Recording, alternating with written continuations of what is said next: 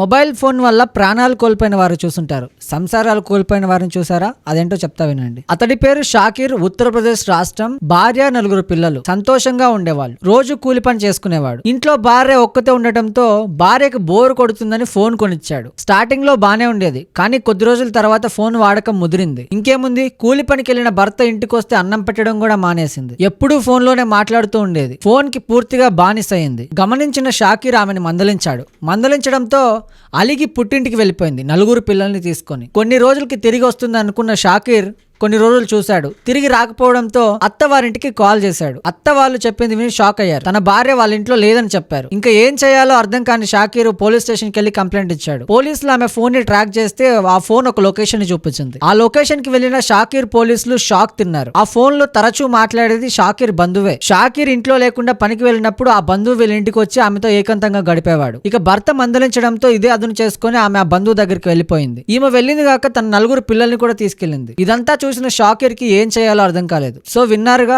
ఒక్క ఫోన్ వల్ల సంసారం మొత్తం నాశనం అయిపోయింది. సో ఇలాంటివి కూడా మన సమాజంలో జరుగుతున్నాయి కాబట్టి చాలా జాగ్రత్తగా ఉండండి.